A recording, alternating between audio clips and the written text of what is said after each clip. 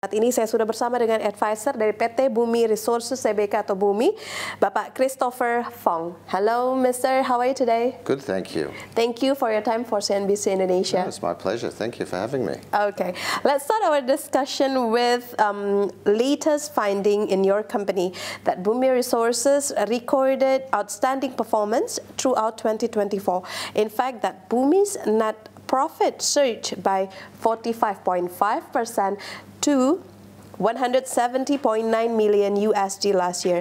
Could you share what is the biggest contributors to that significant increase in the company? Certainly. Well, we certainly cannot deny that coal prices were excellent, and they have been for the last few years up until that point.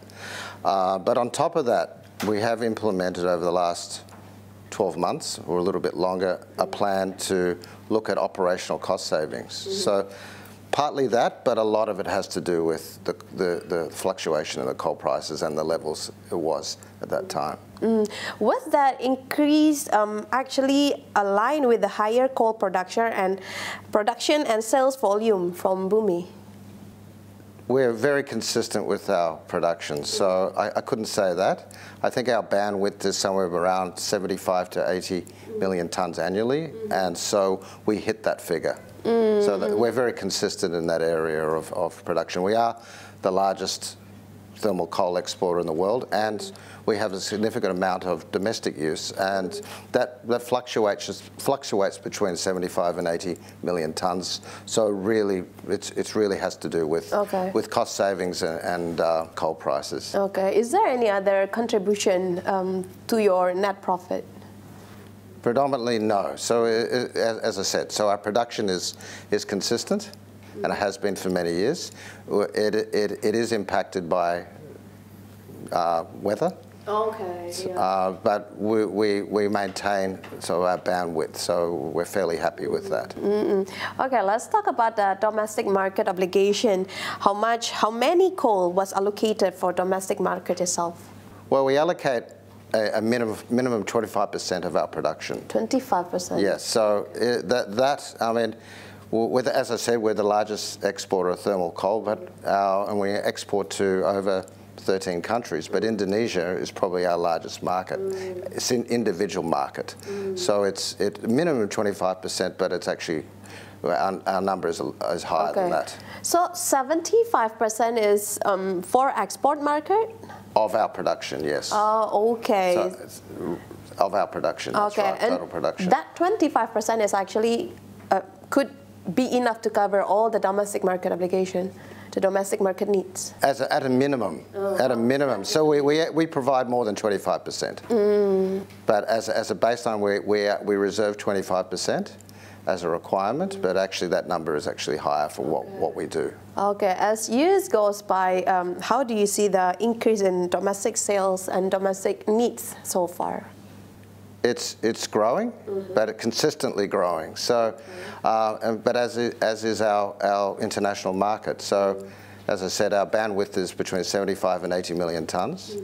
That is impacted by, if we could, we would hit 80 million tonnes annually every year. But with impact such as weather, it fluctuates, but the demand is steady and grows. How about the needs from export markets? Same.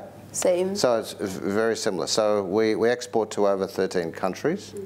Those countries are consistent in their demand and their requirements from us. Where is the biggest country that looking for our coal from your company? Well, from us, from our 13 to 14 countries that we export to, China and India is very high, also is Japan, but it's an even spread when you look at other countries such as Thailand, to Malaysia, to Brunei. It's quite diverse. Okay, is there still any other country that still unreachable for Bumi Resources? there's a lot of countries we don't export to, and that's obviously it's the logistics have a lot to do with it. The further they're away from us, the cost is higher, so it's not economical for them. I think that, and that's a big factor in our sales and our export market. But as I said, we're the largest globally. In fact, we're in terms of export. In terms of production, we're in the top 10. So for an Indonesian company, we have significant accomplishments and milestones, being probably number 6 in the world in terms of total production in thermal coal. Okay, and you've mentioned before about coal price volatility, which is a main challenge in coal industry actually, and coal prices have been declined nearly 30% year on year. And in this case, how does this could impact the company performance, and how Bumi is addressing this? You're correct. It has been something we've been concerned about for a long time, and how to deal with that. And part of the strategy that we've implemented in the last 2 years under our present director, we're moving into a transition period now, where we're maintaining our thermal coal presence and our levels, but we are going into a transitional market where we're going into critical minerals and downstream processing to offset exactly those issues of the fluctuations in coal prices. Okay, so actually there's no big issue in the company related to the price volatility. How do you see that? Well, it's always a concern. I mean, our costs don't reduce. Yes. Exactly. Although we are undertaking a significant cost reduction program. But the scale that we operate under, it's not an easy task.